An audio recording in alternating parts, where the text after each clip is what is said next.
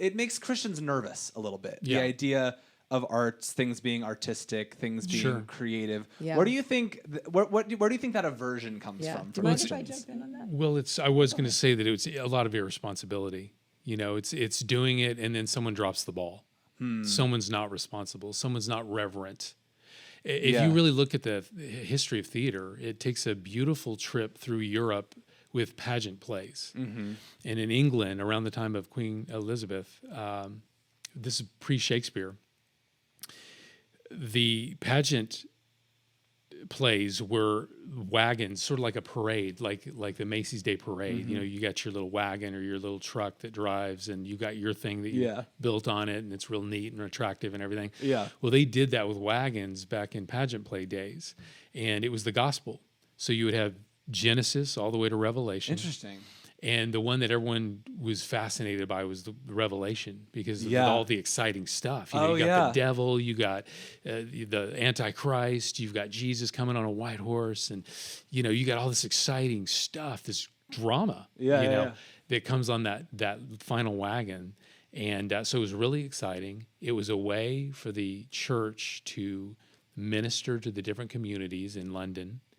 But at some point, there was some irresponsibility. People didn't trust the pageant wagons, that they were honoring the gospel the way they should. They weren't honoring the Bible the way they should. Yeah. And there's a lot of controversy. And they just folded that thing up and said, we're not doing it anymore. And people got too nervous. And they moved on. And that's where Shakespeare stepped in. Oh, wow. Yeah. Interesting. So Well, I That could think be a great also- movie, but that whole plot, everything Yeah. you just said, that could be a Yeah. movie plot. Oh, it could. It could. I think also there is just the fear of the idolatry that can come Yes. with it. Yeah. Is the fact that if you just look at it today, Yeah. you know, a worship leader can turn into a rock star really easily. Totally. Yeah. And a performer in a drama program can become a mini celebrity. Yes. You know, but the reality is pastors can become celebrities Yeah, in yeah, that same yeah. way. So it is a human condition for those who are put up in front of someone who have a gift that a lot of people are afraid of. Mm-hmm. And this person has the boldness and the courage to use it.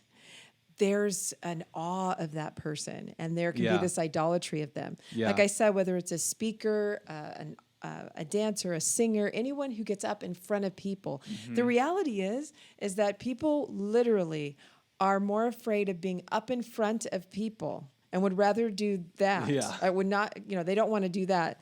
They'd rather die. Like, it's a bigger fear, it's like there's death and being in front of people. So so if I can get up in front of people, whoa, you're amazing, you Yeah. know? And so that idolatry and that power that comes with it, Yeah. I think A lot of is attention. something that the church is really cautious of. Yeah. And then there is that, as Trey pointed out somewhat too historically, that the church used parables, it used drama to share the gospel and to disciple in teaching when the general population was illiterate. Oh, yeah, yeah, yeah. So Yeah. you have someone who's speaking, but it was brought in as something that would represent and would share, and it was culturally relevant. It was just like Jesus used parables, that those stories that he's told were ones that they could relate to. When he Yeah. talked about the harvest, when he talked about whatever it was he talked about, people could relate to that in their everyday life. Well, when we do parables, it's the same thing in Yeah. theater. Yeah. I can relate to that. And Yeah. so they used it. Well, as long as those parables having that effect and are communicating what I want as the leadership or as the authority in Yeah. the area, that's great. But when it goes against what I want to do, what I want the people to think or know, it becomes a challenge. And so at times when the church was corrupt, the church didn't want the arts. Right. And because they couldn't control it. And then other times, if the Yeah. art, as Trey said, was corrupt, they didn't want it. So we've had these Right. periods throughout history of the world with that back and forth. Absolutely. Someone, a good friend of mine once pointed out, we were serving in kids ministry together. And at our church, we have these songs that we do. And he pointed out that a lot of them kind of sound, that they're Christian songs with, based on a Bible verse or whatever. But they kind of sound like, like an 80s rock song or like a Yeah. 2000s like punk rock song, like Yeah. or even like a country kind of stadium pop type song.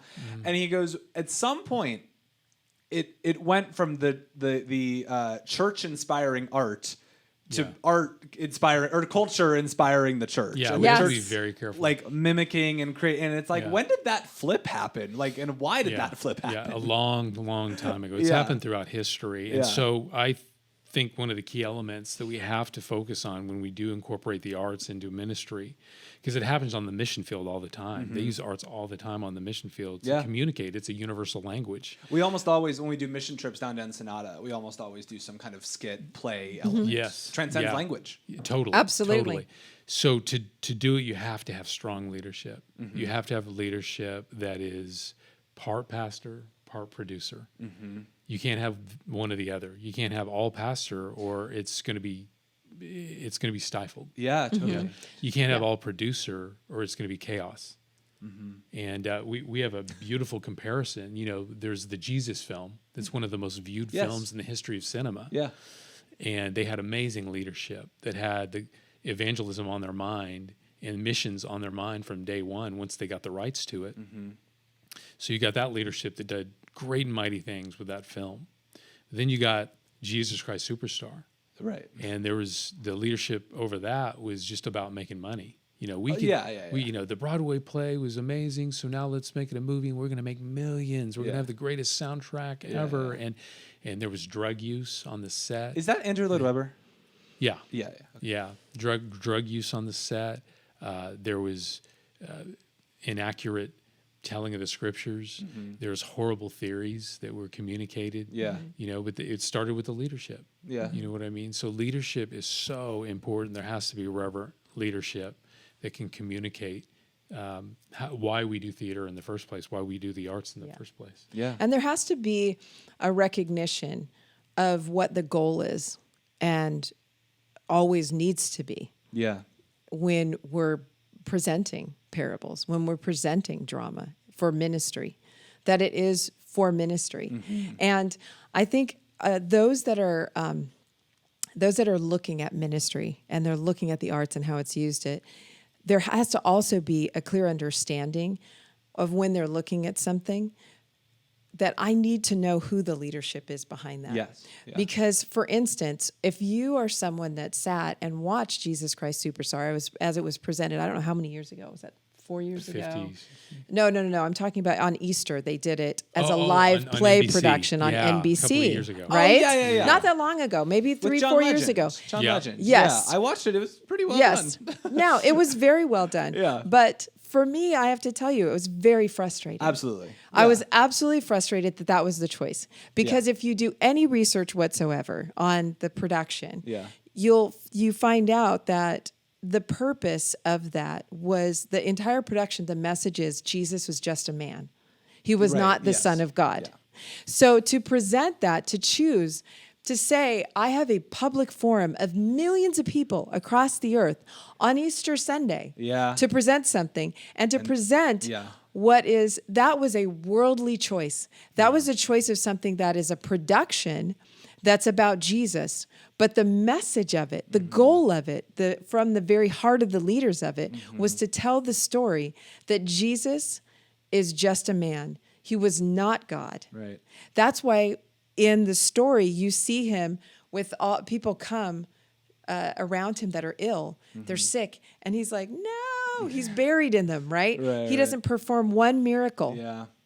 He shows nothing that shows him as God. He is at the end of it on the cross. And then people walk away like, well, show's over.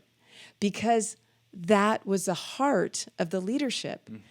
So to me, as a believer, to take something in like that and say, or an unbeliever to take that in and think that that's representative of our faith or our God, is wrong. Absolutely. So we It can really do a have lot to of damage. educate people, and we have to be aware of the choices that we're making to represent Christ through drama. Yeah, absolutely.